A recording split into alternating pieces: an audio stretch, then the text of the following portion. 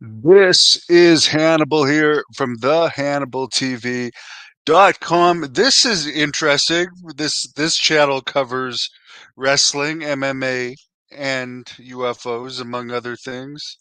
This is kind of a crossover topic. Austin Theory, who beat John Cena at last year's WrestleMania in a match that really he didn't get over anymore from, and is now in the tag team division, teaming with a guy named Grayson Walker. Apparently, he has challenged Conor McGregor, who's supposed to be fighting in UFC in I believe July, to a handicap match against him and Grayson Walker, the WWE Tag Team Championships. Austin Theory and Grayson Walker versus Conor McGregor. I did watch the Roadhouse with Conor McGregor, which you can watch my review of it. The link is in the description if you want. He was great in that, and he played a great heel. And for whatever reason, he was looking a lot bigger than he did in a lot of his UFC fights in that video. All I could think about when I was watching Roadhouse is he would be the number one star in wrestling, right up there with The Rock right now. I would say by far The Rock. The Rock is on a different level than everyone else. Conor McGregor is probably the only guy that could get up there. Clearly, if this match were to happen, obviously TKO owns UFC and WWE. It could happen, could very well happen, and it could be used to help promote the McGregor fight, which already has a record gate. It's not sold out yet, but because ticket prices are so high, the gate is massive record. So I would like to see it. I think if Conor McGregor could accept wrestling, like accept to sell for people and stuff, which is hard for some fighter. I don't know if his big ego is an act or not, but it might be hard for fighters with big egos, but he certainly sold in the movie. If the money's right, maybe he will sell. I know there would be some people, certain people that would be probably afraid to work with him.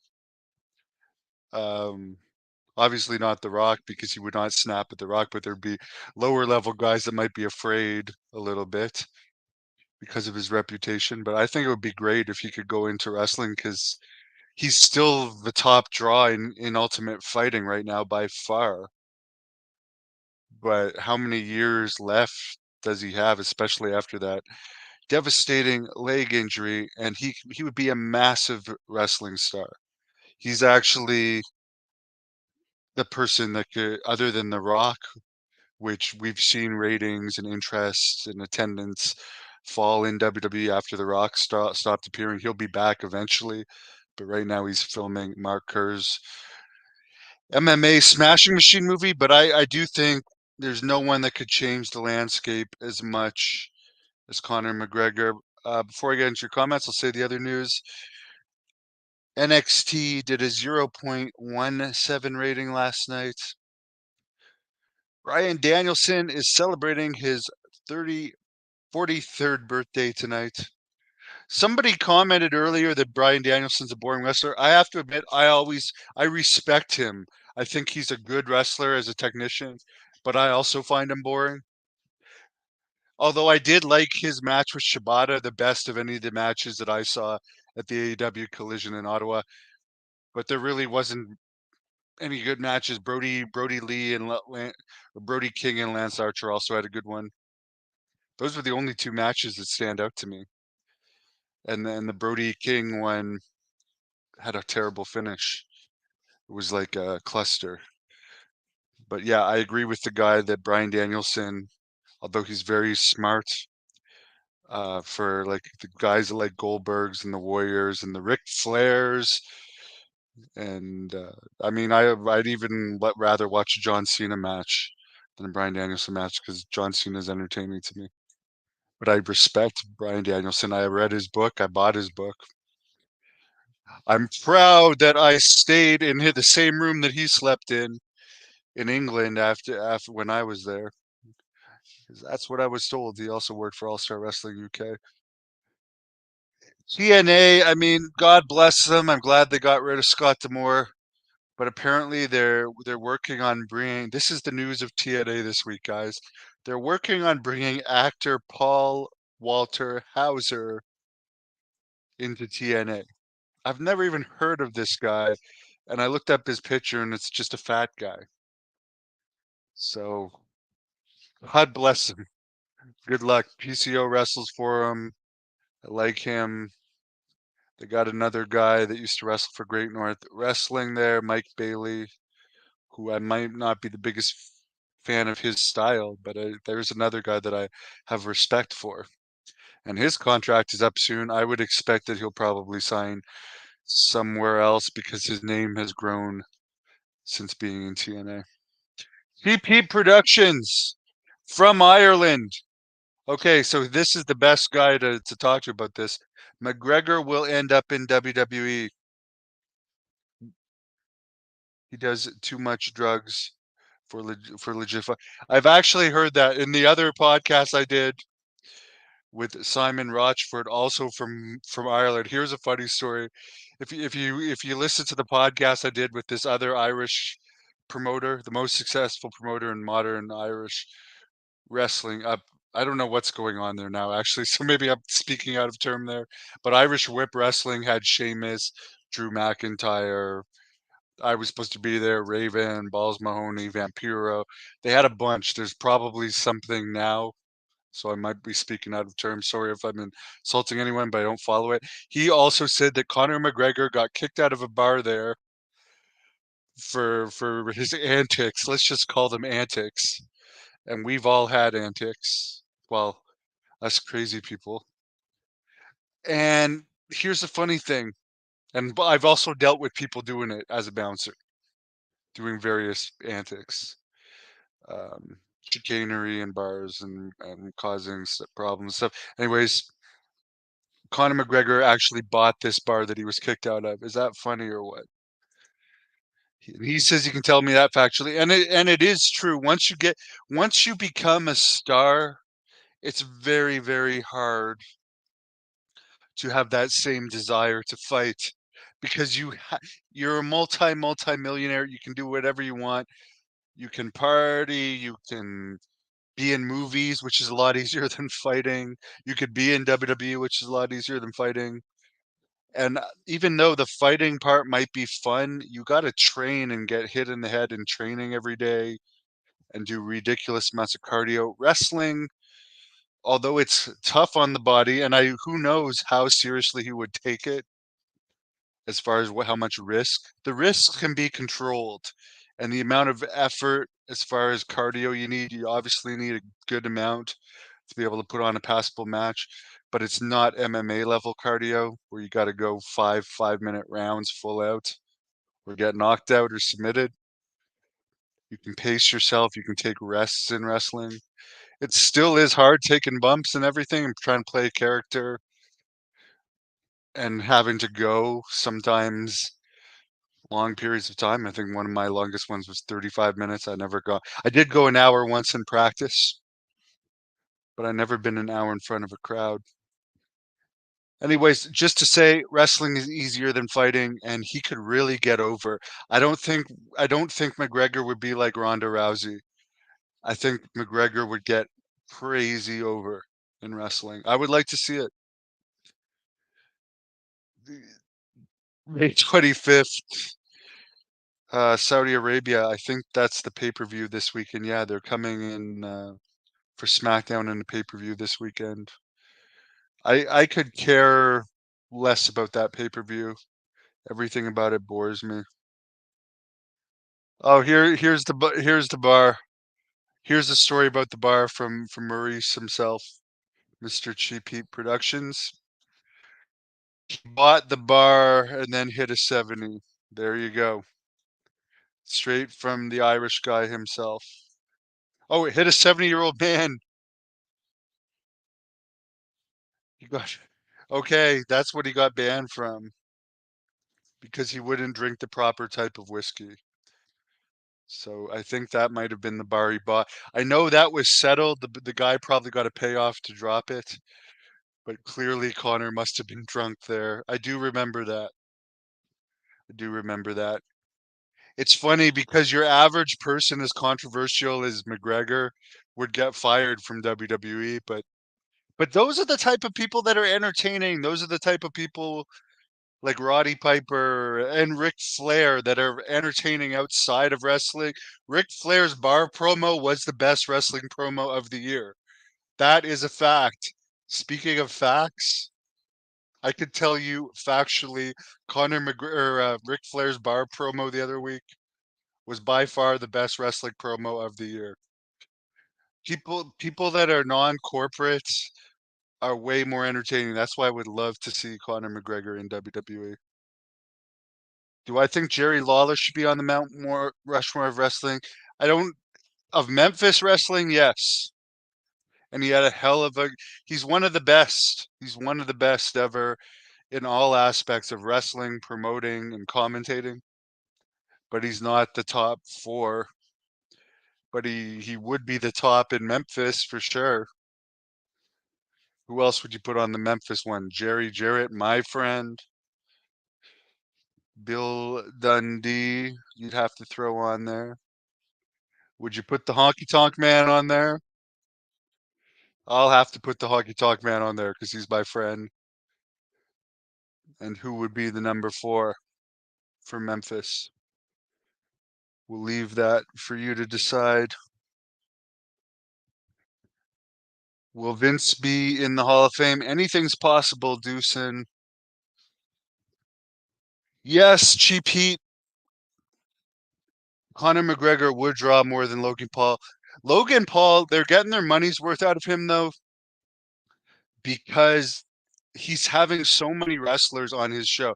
I watched his show and he's helping with the younger people make wrestling cool. Let's face it, Logan Paul did not know anything about wrestling before WWE hired him. He's selling wrestling to his fans. So that was a good one, but way more people know who Conor McGregor is, and Conor McGregor, Logan Paul is I mean, I know he made a couple mistakes in his life, but like Conor McGregor has more of a badass personality than Logan Paul. I'm not saying Logan Paul's not a badass, but Conor McGregor would just be like the ultimate heel. I would love to see it. Do I like Phoenix or Tucson better? Funny, speaking of Tucson, where I went to go to Don Fry's house, which I only went to do Don Fry's house there, so I couldn't give a proper critique. I do think that what's his name? Whoever the movie star that was there that day, whose name I forget, he also lives in Tucson. He said it was very good.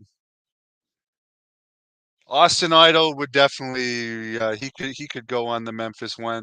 There's a lot of great wrestlers from Memphis. Sid, how could we forget Sid? He's from the Memphis area, but he wasn't really in the heyday of Memphis. He was there more for the USWA.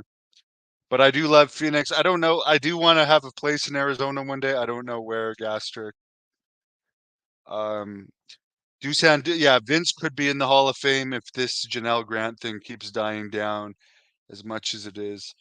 Hotshot Eddie Gilbert, I don't know if he has the name recognition to be. He didn't have the longevity. I mean, Jerry Lawler and Bill Dundee are still appearing on shows, and technically Sid had a better like WWE main event career than Lawler. So I would definitely put Sid on there, 100%, as one of my good friends in wrestling.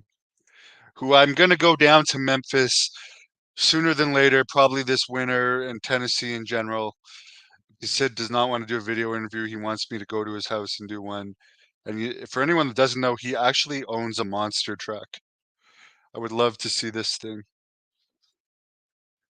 Ibsen, I don't know I do the only opinion I have of Vince's troubles is I don't buy everything from the accuser from everything that's been coming out since, and I always had my doubts from her claiming to be destitute, living in a multi-million dollar apartment. Um, there, there's probably, as in most cases, the truth lies somewhere in the middle to what Vince is saying to what he and what she's saying. It's somewhere in the middle. Um, right now, I'm sick of hearing about it, but I'll continue to report on it. There is a Scotty Riggs interview on this channel with John Paz that you said you saw. Buff Bagwell really hates me. I don't know if he passed that hate along to Riggs, but it might be worth a chance of me asking him. Who's the next person I'm going to interview? Katie Lee Burchill. By me. I've been in contact with her. Tommy Rich. He was good, but I don't know. He was known more in Atlanta. Is there another 90s con in Atlantic City in July? Maybe. I don't really like to leave Canada when the weather's so good. We had really nice weather here today. Thanks for all the feedback. I think it's unanimous from just talking to you guys. We all want to see Conor McGregor in the WWE. If you didn't see this live, put your opinion in the comments. Thanks for tuning in. How was my experience in AEW in Ottawa? The last thing I'll say, watch my AEW review. I did drink 9 beers while I was there to help me get through it, and I left for the Ring of Honor taping. I liked it better than I thought until I realized that like 8 of the talent that was advertised no-showed. I mean, I was disappointed there. Just to give a brief rundown, that Jericho was not there. They were nice enough to give me tickets, so I'm not complaining. But overall, as I said, I liked the Bryan Danielson Shibata match. Not a big fan of his, but I'll say it was a good match. And I like the Brody King, who I've interviewed, match against Lance Archer, who was in SW Fury with me. And they were 2 big guys wrestling, but the finish sucked. Other than that, the Ring of Honor stuff was crap. And the Edge promo, nothing came of it. By the way, Christian was advertised on the poster. So a lot of people were thinking he was going to interfere in Edge's promo, and he didn't. Rob Schneider was in Tucson with me. Thank you for clarifying that. And there's clips. They let me film clips of their podcast with Rob Snyder because it was before they actually started doing their podcast. By the way, I did speak to Dan Severin for 20 minutes today, 20 to 30 minutes. Of course, Dan Severin drove to Tucson with me from Phoenix and back, and we actually saw a jackalope on the way back. Legitimate. I didn't even know what a jackalope was, and Dan is like, "We just saw a jackalope, a very rare, like massive type of rabbit. It's like I don't know what you would call it, but it's like almost the size of a deer. It's crazy." I have interviewed Ken Shamrock. There's one of his first shoot interviews was with me, and John Paz also interviewed him on here. Jack Fargo would definitely be one of the top guys ever from Memphis.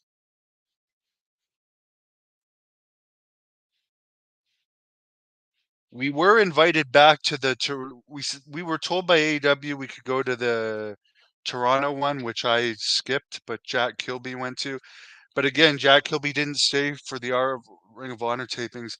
The weird thing I found, and I'll just say it again, they said the show was supposed to start at 7. And again, I don't regret that I went to that show because I was able to go see an AEW show. They said the show was going to start at 7. The first half hour was like Control Center, and there was actually nothing for 10 minutes when they had the full crowd there, which was about 3,000. I used to work security there. They told me it was 3,000. Their debut in Ottawa, the capital of Canada, one of the main cities of Canada. There was nothing for like 10 minutes. Then it was Control Center. Then finally around 7:30, it started with 2 boring Ring of Honor matches. And then they did the 2 hours of Collision. Then they expected people to stay an hour plus after to watch the rest of the Ring of Honor matches. I can tell you, I was like tapping my foot by the time that I wanted to at least stay for the Collision, but I was expecting more from the Edge promo. It was disappointing. But my whole point was, why didn't they just start right at 7 and get half an hour more of the Ring of Honor matches in? Sorry, there was 3. I forgot about one. There was 3 quick ones before Collision started. Tony Khan got the biggest pop. I think he got a bigger pop than Edge. Edge got the second biggest pop. All right, enough about AEW. I did appreciate the tickets. And again, from what Jack Kilby said, and his review is on there too of the Toronto one, they had a much bigger crowd in Toronto, but they were at the small Toronto arena. He still didn't want to stay for the Ring of Honor tapings. Why water your product down with Ring of Honor? It just seems like it's just too much for one of your shows. Nobody wants to stay for that. Do I remember the Moondogs? Yes, I do. They were all right. Sailor White was one of them. It was the anniversary of his birthday yesterday. He was known for beating up Billy Robinson, but there were multiple Moondogs. It wasn't always Sailor White. And Gino Brito witnessed that fight between Robinson and Moondog Sailor White, which I forget which one he was, where Moondog allegedly pissed on him after. It was in Gino Brito's territory. Gino Brito is a friend of mine. He used to help run this territory, putting on shows in Ottawa and Hull, Quebec, back in the 80s and 70s. And he was good friends with Dino Bravo. And I believe Gino Brito even was jailed for a period of time for loan sharking. So he was always connected with that there was always that underworld connection to Montreal wrestling, which gave it kind of a mystique. Thank you for watching the Hannibal TV. Please help me out and like this video, then click the subscribe and get notifications buttons so you don't miss any of my latest shoot interviews, match videos, or news updates. Follow us